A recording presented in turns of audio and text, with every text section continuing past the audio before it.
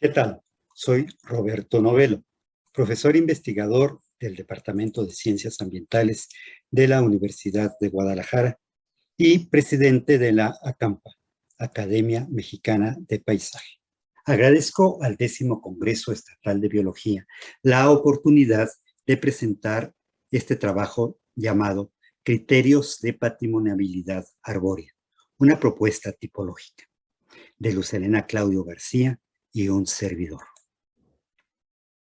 Durante unos 4 años realizamos trabajo de campo y documentamos más de 200 árboles potencialmente patrimoniables de la zona metropolitana de Guadalajara. 70 de estos árboles fueron documentados en el libro que ustedes ven y que se publicó en el año 2020. Además de incluir las 70 fichas de los mejores árboles, también propone una tipología coherente para definir qué hace a un árbol potencialmente patrimonial. Consideramos que a nivel general podemos denominar a estos árboles interesantes como árboles notables.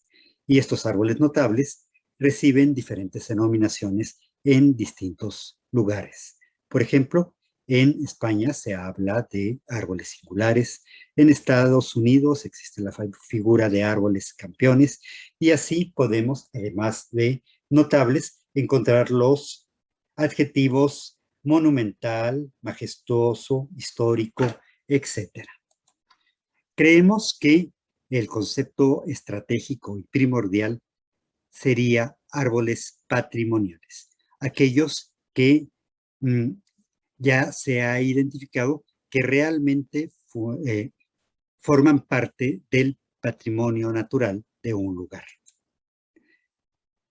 Por otra parte, nosotros proponemos el concepto de árbol patrimoniable para aquellos ejemplares que cuentan con las características para ser denominados patrimoniales, pero que no han sido reconocidos como tales. Una figura que nosotros proponemos es la de árboles prospecto.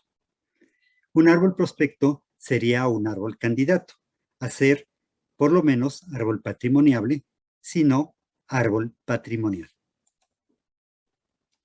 Y también incluimos la figura de árboles adjuntos, que algunas asociaciones, como la Asociación Mexicana de Arboricultura, utilizan para indicar a los árboles que acompañan a un árbol notable, majestuoso o patrimonial. En el libro indicado, la doctora Claudio propuso agrupar en 4 categorías diferentes los criterios de patrimoniabilidad arbórea que identificamos, organizamos y definimos. Así, la primera categoría es relativa a las características físicas del árbol. La segunda, a su importancia sociocultural. La tercera, a su contexto urbano y turístico. Y finalmente, la cuarta, se refiere a la importancia ambiental y científica que pueda tener.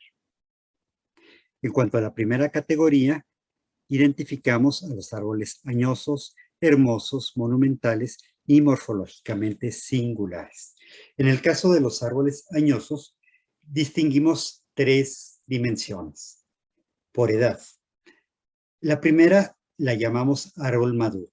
Nosotros proponemos que un árbol pueda ya ser denominado patrimonial a partir de los 60 años. Obviamente, un árbol que ya tiene un siglo de vida, pues es denominado árbol centenario y solo por eso podría ser patrimonial. No se diga de los árboles que tienen un milenio de existencia o más, a los cuales obviamente denominamos árboles milenarios. Otra característica física es la belleza. Por eso proponemos la figura de árbol hermoso. Y una más es el porte. Desde luego, el porte generalmente implica majestuosidad y belleza. Aunque en inglés, como señalé, se le nombra a esto árbol campeón, nosotros proponemos el término de árbol monumental.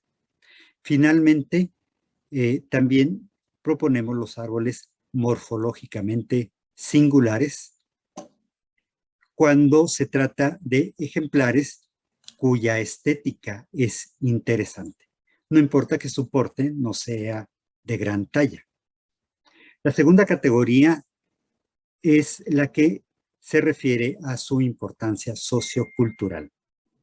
Así, tenemos árboles históricos, leyendóticos, anecdóticos o descendientes de ejemplares insignes. Por ejemplo, en el Parque Bicentenario de la Ciudad de México hay un árbol hijo del famoso árbol de Santa María del Tule. Un árbol emblemático sería aquel que es notable en un lugar determinado y que le da personalidad única a ese lugar, ¿sí? Incluimos y proponemos la figura de árbol de importancia vecinal para aquellos ejemplares que tienen alguna importancia a nivel local con la comunidad. Por ejemplo, aquellos ejemplares donde se reúnen los ancianos de la colonia. Y finalmente, también proponemos la figura de árbol místico religioso. En Guadalajara tenemos por lo menos un árbol que podría ser denominado así. La tercera categoría se refiere al contexto urbano y turístico. Desde luego, el árbol de importancia turística, es decir, aquellos ejemplares que un turista disfrutaría visitar y conocer. Incluimos el árbol de importancia arquitectónica y el árbol de importancia urbanística. El árbol de importancia arquitectónico sería aquel que dialoga con las construcciones o las estructuras, que les da belleza a los edificios o a la arquitectura en general, o bien es enmarcada por esta. En el caso del árbol de importancia urbanística, podemos identificar ejemplares que son útiles para la dinámica urbana. Por ejemplo, un transeúnte o un conductor puede ubicarse en el espacio cuando un árbol es de tal altura que funciona como hito. También aquí incluimos una figura novedosa, el árbol sobreviviente. Entendemos como tal aquellos árboles que han permanecido vivos y en pie en un lugar donde hubo algún tipo de catástrofe natural o antrópica. Un buen ejemplo es el árbol de las explosiones del 22 de abril en Guadalajara. La última categoría se refiere a la importancia ambiental científica. Aquí tenemos al árbol en riesgo de conservación, al árbol de importancia científica, sea por su potencial, por su ascendencia, etc. Y proponemos denominar árbol infrecuente a aquel árbol que es sumamente raro en un lugar o en una ciudad determinada. Puede ser abundante en otro lugar, pero en una ciudad dada puede ser único o uno de dos o tres, ¿sí? No usamos el concepto ecológico de rareza porque raro puede confundirse con árbol singular. Por eso lo distinguimos del árbol morfológicamente singular, denominándolo árbol infrecuente. Por último, proponemos la figura de árbol relicto para denominar a aquellos que han permanecido en el contexto urbano después de la urbanización. Estos generalmente están en los relictos ambientales urbanos, donde algunos aspectos ambientales como el relieve no hicieron posible la urbanización. Y este ambiente los ha salvaguardado del impacto humano.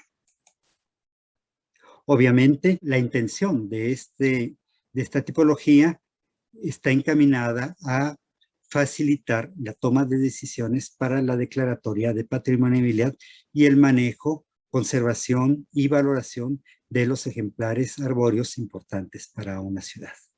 Por ello, hemos establecido relaciones profesionales con asociaciones e instancias como la Fundación Mexicana del Árbol y el Fondo Verde de España, así como la Iniciativa Latinoamericana de Paisaje.